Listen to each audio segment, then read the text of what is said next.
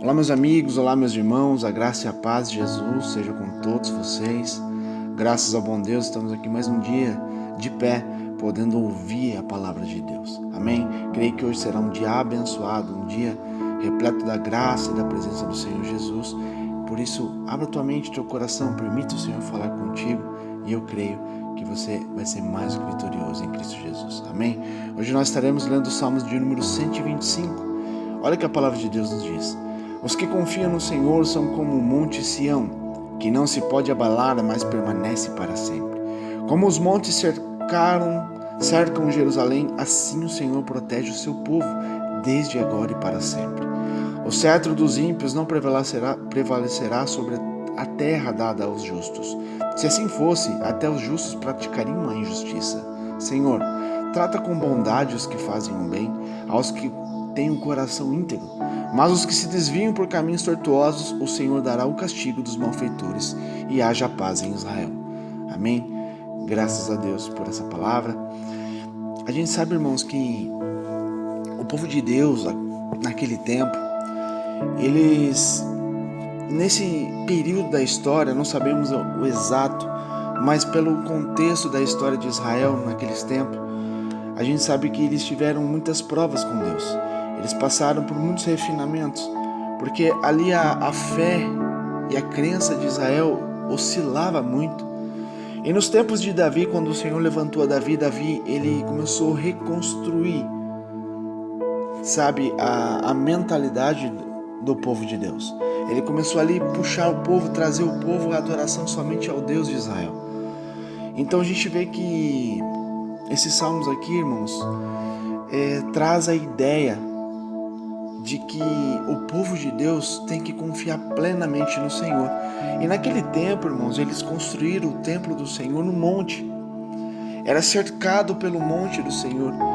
Então, você já viu alguém descrever quando a pessoa está firme igual um prego na areia? Você falou assim, nossa, você está firme igual um prego na areia? Eu achei muito interessante isso que eu li. E a gente conhece há muito tempo, a gente sabe que não tem consistência. Você sabe que não fica de pé. Mas a casa do Senhor, o templo do Senhor, estava construído sobre um monte. Aqui eles referiam, no termo simbólico, o monte do Senhor, porque é um monte onde não se abala, irmãos.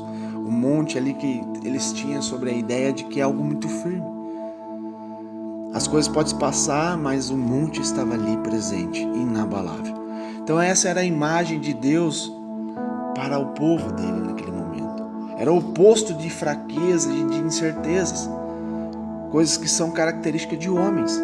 Que o homem é inconstante, o homem ele é fraco, o homem que não é totalmente transformado pela palavra do Senhor, ele é osciloso. Ele oscila na fé. E esse era o povo de Deus, estava oscilando. Às vezes eles deixavam entrar a idolatria no seu coração. Então é difícil imaginar algo mais firme do que uma montanha. Então isso era a figura que representava o poder aqui nessas escrituras. O templo em Jerusalém foi construído sobre um monte. E o poder protetor de Deus, irmãos, é descrito aqui como um monte cercando a cidade. A outra parte aqui no verso 3 ele diz sobre o cetro dos ímpios, que não permanece. A gente sabe que as montanhas permanecem, mas o poder dos injustos é passageiro. Quando a gente vê um injusto que está prosperando, um injusto que está crescendo sobre coisas ilícitas, irmãos, isso não prevalece, isso é passageiro. Eles podem até dominar sobre pessoas boas por um tempo, mas elas não vão prevalecer, irmãos. Se não tivéssemos essa confiança da vitória do bem sobre o mal, irmãos, a tentação aqui de adotar as táticas dos ímpios seria muito forte. Mas quando nós acreditamos na justiça do Senhor, na justiça divina de Deus, temos um forte motivo para fazer o que é certo em todos os momentos. Nós temos muito mais do que motivos de servirmos a Deus fielmente. Em todos os teus preceitos, mandamentos, nós temos a obrigação, irmãos, de seguirmos a risca, para que sejamos filhos de Deus, sejamos no caminho do Senhor. para que não venhamos ser lançados fora, irmãos, desta aliança rica e poderosa que Deus fez através de Jesus Cristo para nós. A gente sabe que Davi ali passou por muitas coisas terríveis. Ele passou ali por ameaças do rei Saul, que foi o rei antecessor dele. Ele passou perseguições até do seu próprio filho, Absalão. A gente lê as escrituras e vê que Absalão tentou matar o seu próprio pai quando já era mais velho. A gente sabe também que o povo de Deus ali passou por um tempo ali da volta do cativeiro, e os ímpios que não conseguiram dominar os fiéis incluíram os adversários que tentaram impedir as obras em Jerusalém.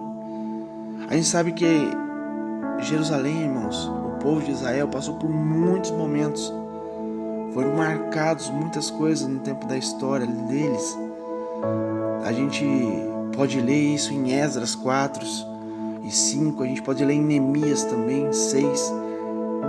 A gente pode ver o rico contexto dessa história. A importância de confiar em Deus para nos livrar da mão de homens maus.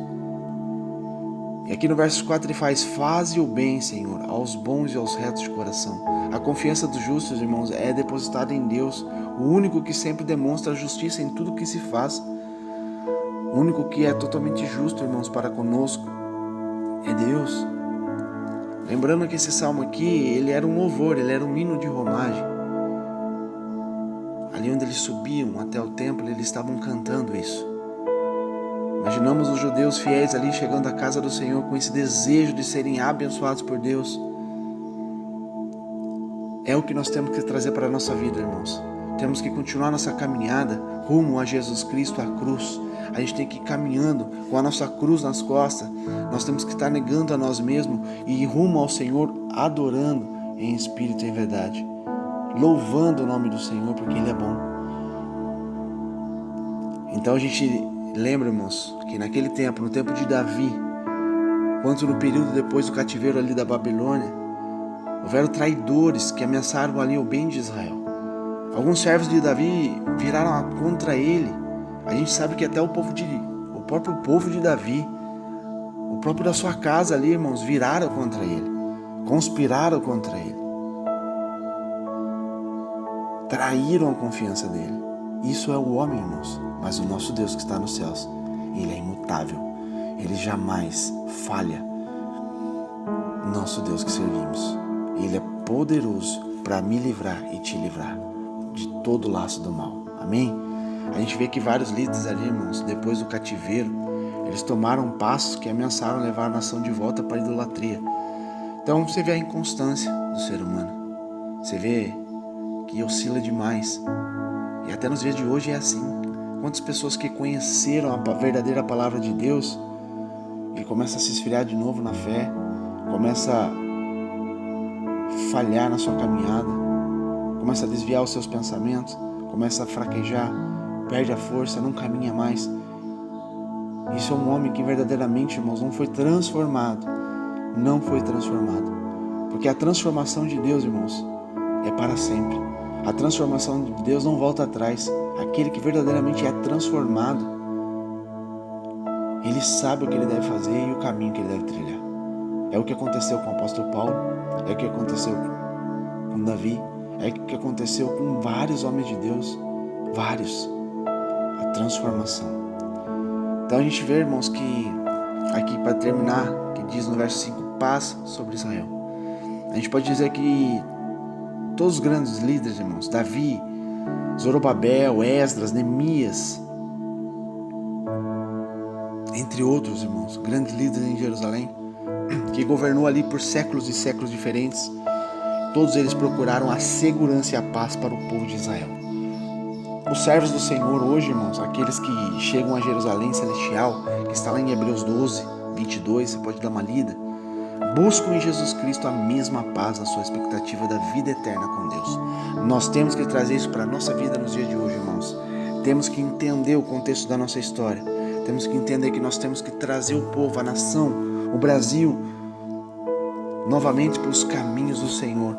Temos que continuar fazendo a obra do Senhor, trazendo a palavra verdadeira aos corações. Eu tenho ouvido muito nas pregações, irmãos, que nesse tempo de pandemia, os fortes ficaram de pé, os persistentes, aqueles resilientes ficaram de pé. Mas muitos, irmãos, muitas pessoas caíram na fé. Muitas pessoas, adormeceram na fé. Morreram na fé. Naufragaram. E nossa obrigação, irmãos, é resgatar este povo. Resgatar aqueles também que não têm o conhecimento, aqueles que ainda não conheceram os caminhos do Senhor. Eu e você temos um chamado, temos uma obrigação. E nós temos que cumprir. Amém? Que Deus te abençoe, que Deus traga luz aos teus pensamentos. E você possa meditar nessa palavra dia e noite. E eu creio que o Espírito Santo de Deus vai te capacitar para essa boa obra. Amém? Que Deus te abençoe, meus irmãos. Não se esqueça de entrar na página, de curtir a página e compartilhar entre os seus amigos, teus irmãos, pessoas que necessitam ouvir a palavra de Deus. Amém? Fique na graça e na paz de Jesus Cristo.